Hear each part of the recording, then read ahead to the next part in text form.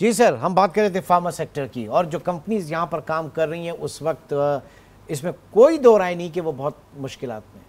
देखिए, इस एक तो ये है, दूसरा ये होता है कि हमें इनके जो प्रिस्क्रिप्शन है बहुत सारी फार्मास्यूटिकल कंपनीज़ की, वो भी काफ़ी चोरी हो रहे हैं, वो भी मिसयूज़ में, मतलब इंटेलेक्चुअल प्रॉपर्टी। हाँ। इसलिए बहुत सारी नई प्रोडक्ट्स जो हैं वो इस वक्त पाकिस्तान में नहीं आ रही हैं। आप समझ रहे हैं मैं क्या कह रहा हूं? ये पॉइंट जरा थोड़ा सा क्लियर करिएगा कि हर एक जो प्रोडक्ट होता है उसका एक पेटेंट होता है, इंटेलेक्चुअल प्रॉपर्टी राइट्स होते हैं उसके। एग्जैक्टली, वो यहाँ पे कॉपी हो रहे हैं पाकिस्तान, पहले हो रहे थे, इसलिए अब जो नई प्रोडक्ट्स हैं पाकिस्तान में वो नहीं आ रही, इसीलिए कि एक तो वो महंगी हो जाती हैं। हाँ। क्योंकि जाहिर है कोई ये जो मल्टीनेशनल कंपनीज हैं, कोई रफली 20 to 25% ऑफ देयर रेवेन्यू वो रिसर्च में स्पेंड करते हैं, R&Ds के बाद जाहिर है वो प्रोडक्ट जब नहीं बनाएंगे तो उसमें उसकी प्रोडक्ट का कॉस्ट ज़्यादा होगी। वो इस पाकिस्तानी एनवायरनमेंट में वो इसलिए नहीं ला सकते हैं कैंसर की या इस टाइप की कि अगर वो आएगी तो इसका फार्मा प्राइसिंग कौन देगा। दूसरा ये कि पहले ये होता था, आपका मुझे लेटेस्ट नहीं मालूम है, कि ये रजिस्ट्रेशन के लिए जब फॉर्म जाता था तो सारी चीज़ें डिस्क्लोज होती थी कि इंग्रेडिएंट्स क्या हैं क्या नहीं है।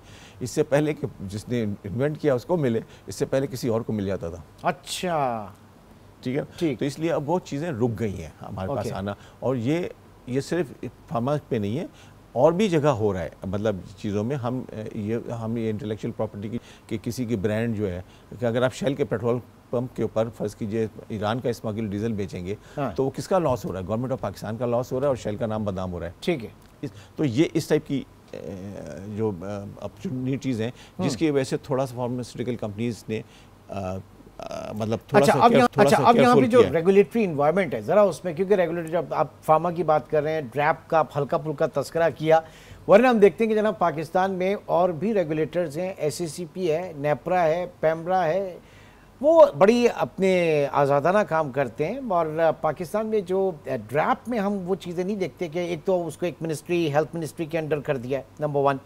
नंबर 2, पाकिस्तानी को पता है कि जनाब महीने के मिड से 2-3 दिन पहले ओगरा ने जो है वो 11 रुपए इजाफे की समरी भेजी। उनको पता है कि इजाफा होना है और गवर्नमेंट की तरफ से भेजी है। अब गवर्नमेंट उसमें 10 रुपए करती है, 11 रुपए, ये गवर्नमेंट की कॉल।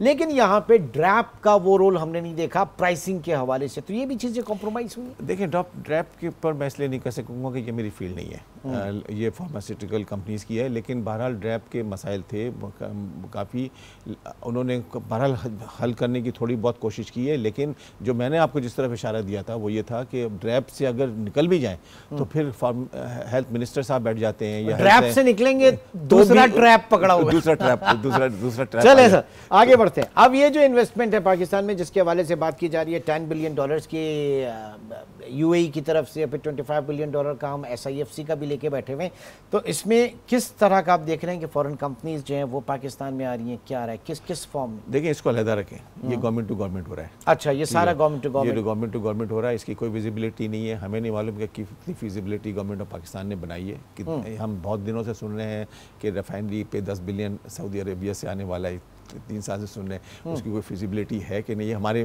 और है तो किन कंडीशंस के ऊपर है, किस कंडीशन पर है, फिर सॉवरेन गारंटी कल मेरी अगली नस्ल जो है वो कितनी बर्दाश्त करेगी उसके ऊपर, तो उस पर कमेंट करना सारा खतरनाक है। हमें कोई विजिबिलिटी नहीं है और हमें इन्फॉर्मेशन ना हो तो मुझे ज़रूरी नहीं है कि मैं उस पर बात करूं। ठीक है, लेकिन जो जिस तरह पैसा आ सकता है, देखिए 2 चीज़ें, एक तो पाकिस्तान में बहुत चीज़ें अच्छी भी हो रही हैं और बहुत चीज़ें अच्छी नहीं हो रही हैं। आपने जो ड्रैप का जिक्र किया था उसमें हमारे लिए जो बड़ा मसला है कि गवर्नमेंट में we are over regulated economy. हम नए रेगुलेटर ले आते हैं, पुराने रेगुलेटर्स को भूल जाते हैं कि उनको हटाना है। हम ये नहीं देखते कि आपने SCCP की बात की, SCCP is a very good regulator, ठीक है ना, और ऐसे 2-4 कंपटीशन कमीशन बहुत अच्छा रेगुलेटर, लेकिन कुछ बहुत सारे ऐसे रेगुलेटर हैं जो एक दफ़ा बैठ जाते हैं तो उसके बाद वो क्लियरेंस नहीं देते हैं, वो एक चीज़ों को टाइम लेते हैं। हमें गवर्नमेंट ऑफ पाकिस्तान को सोचना चाहिए क्या वहाँ पे मतलब कैपेसिटी कंस्ट्रेन और ये कि वो बाबू बन जाते हैं। वो ये होता है कि इस उनका कोई ये नहीं पूछता कि आपने कितनी प्रोडक्टिविटी दिखाई, कितनी आपने केसेस निकाले। सही, वरना हमने अक्सर SCCP में तो देखा है ना कि right man for the right job, वहाँ पे है मेरिट का, इसलिए कॉम्पिटिशन कमीशन ऑफ पाकिस्तान बहुत अच्छा है, बहुत सारे रेगुलेटर्स अच्छे हैं, स्टेट बैंक बहुत अच्छा रेगुलेटर है, यानी इसमें कोई शक नहीं है। लेकिन हमें ये सीरियस इशू है। मैं एज ए रिस्पॉन्सिबल पर्सन बता रहा हूँ गवर्नमेंट ऑफ पाकिस्तान को कि आपने ये सोचना है कि why do we need so many regulators, इनकी क्या प्रोडक्टिविटी रही है, कितनी ओवर रेगुलेशन हो रहा है ना। आप ये बताएं फॉरेन इन्वेस्टमेंट जब आ रहा होता है तो वो ये सोच रहा था कि मुझे कितने फॉर्म्स भरने पड़ेंगे, कितने लोगों से कितना टाइम लेना पड़ेगा।